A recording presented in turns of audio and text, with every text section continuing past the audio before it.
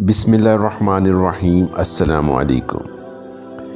لوگوں کے جیسے اعمال ہوتے ہیں ویسے ہی ان کو پھر حکمران ملتے ہیں، ایک کے بعد ایک ظالم جابر اور بے حس حکمران سے واسطہ اور ناطہ پڑنے کے بعد رونا دھونا اور چیخنا چلانا تو ہم شروع کرتے ہیں، لیکن آج تک ہم نے اپنے دامن میں ایک بار بھی یہ دیکھنا اور گریبان میں جھانکنا گوارا نہیں کیا کہ ظالم حکمرانوں کی شکل میں یہ عذاب آخر ہماری جھولی میں ہی کیوں گرتے ہیں۔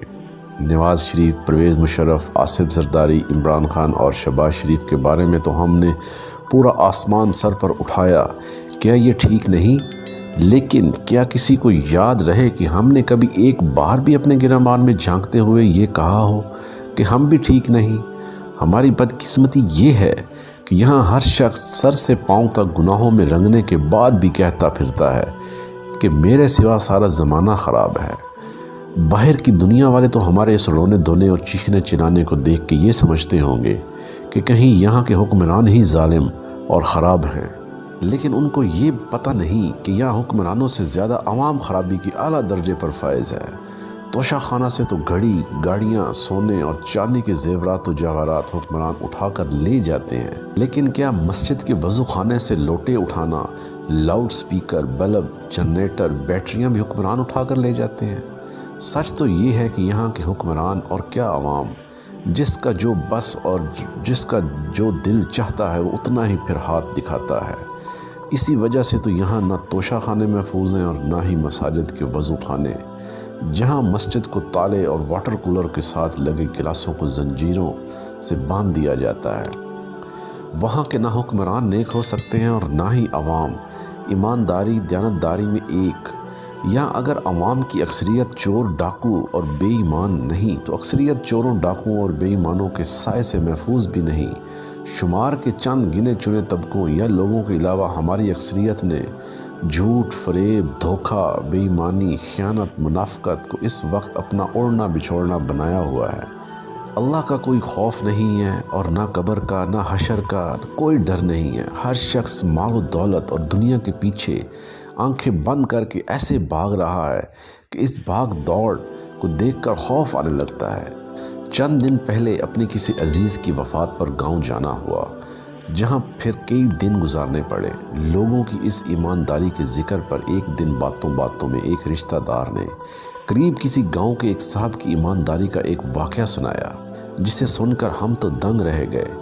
گاؤں میں چونکہ دودھ کی دکانیں نہیں ہوتی، اس لیے جن کے پاس اپنی بھینس، گائے اور بکریوں کا انتظام نہیں ہوتا، وہ لوگ پھر بھینس رکھنے والوں سے ٹھیکہ لگا کر ان سے دودھ لیتے ہیں۔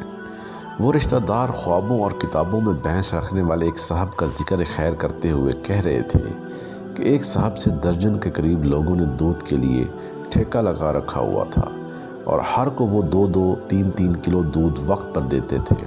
ٹھیکے سے ہٹ کر بھی جو لوگ اس کے در پر دودھ لینے کے لیے جاتے وہ بھی اس کے گھر سے خالی ہاتھ واپس نہ آتے۔ کہتے ہیں کہ ایک بار مجھے دودھ کی ضرورت پڑی تو میں نے بھی اسی کے گھر کی راہ لی۔ ابھی میں اس کے گھر سے دور ہی تھا کہ راستے میں ہی ایک صاحب کے ایک قریبی رشتہ دار جو ادھر ہی اس کے قریب کہیں رہائش پذیر تھے اور میرے اچھے جاننے والے بھی تھے، اچانک ان سے ملاقات ہوئی۔ سلام دعا کے بعد اس نے آنے کی وجہ پوچھی تو میں نے دودھ کا بتایا کہ اس کے گھر سے دودھ لینے آیا ہوں۔ یہ سن کر وہ چونک سے گئے کہ اس کے گھر سے دودھ؟ میں نے کہا جی ہاں، دودھ۔ وہ کہنے لگے کہ پچھلے 5-6 مہینے سے تو بھینس کیا کوئی بکری بھی اس کے گھر میں نہیں ہے، تو آپ کیسے اس سے دودھ لینے جا رہے ہیں؟ میں نے کہا کہ یار مذاق نہ کریں، ہمارے گاؤں اڑوس پڑوس پہ تو روزانہ درجن نہیں درجنوں لوگ اس سے دودھ لے کر جا رہے ہوتے ہیں۔ یہ سن کر اس نے ایک زوردار کہکا لگایا اور کہا کہ وہ پھر دودھ نہیں کچھ اور ہی لے کر جا رہے ہوں گے۔ اس کی یہ بات مجھے بڑی عجیب سی لگی۔ میں نے کہا کہ میں کچھ سمجھا نہیں۔ وہ کہنے لگے یار کیا آپ کو میری زبان پر یقین نہیں ہے؟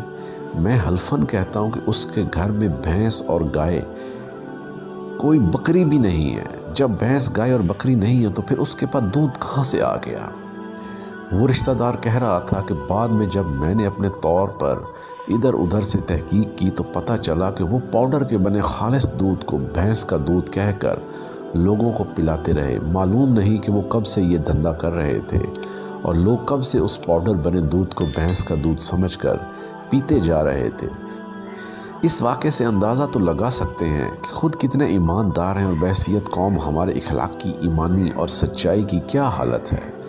جس ملک میں پاؤڈر گھول کر کے اس خالص دودھ کی قیمت پر بیچا جا رہا ہو، جہاں لوگوں کے دلوں میں اللہ کا خوف اور قبر حشر کا ذرا بھی کوئی ڈر نہ ہو، وہاں پھر ظالم حکمران ہی آتے ہیں، فرشتے نہیں آتے۔ کام ہم سب چوروں، ڈاکوؤں، لٹیروں اور جھوٹوں والے کرتے ہیں، اور ہم کہتے ہیں کہ ہمارے حکمران فرشتے بن کے آئیں۔ یہ کبھی نہیں ہو سکتا۔ جہاں کے لوگ جیسے ہوں گے وہاں کے حکمران بھی ویسے ہوں گے۔ فروٹ سبزی فروش اور تاجر بھی سودا بیچتے وقت بے ایمانی کی وہ تاریخیں رقم کرتے ہیں کہ اللہ کی پناہ۔ اپنی جگہ ہر شخص کسی لاچار، بے بس اور مجبور کو ڈسنے لوٹنے کے لیے طاق لگائے بیٹھا رہتا ہے، مگر پھر بھی اس کے نزدیک چور، ڈاکو اور بے ایمان وہ نہیں، دوسرے ہیں۔ جب تک ہم چوری اور بے ایمانی کے اس فارمولے اور تقسیم سے نہیں نکلتے، تب تک ہمارا کچھ بننے والا نہیں۔ اللہ کے قہر سے بچنے اور ان حالات سے نکلنے کے لیے سب سے پہلے ہمیں اپنے ہاتھ کی ان 4 انگلیوں کی جانب دیکھنا ہوگا جن کا رخ دوسروں کی طرف اشاروں کے وقت ہمیشہ ہماری طرف ہوتا ہے۔ کوئی مانے یا نہ مانے، لیکن حق اور سچ یہ ہے کہ چور، ڈاکو اور بے ایمان اگر دوسرے ہیں تو ایماندار اور فرشتے ہم بھی نہیں ہیں۔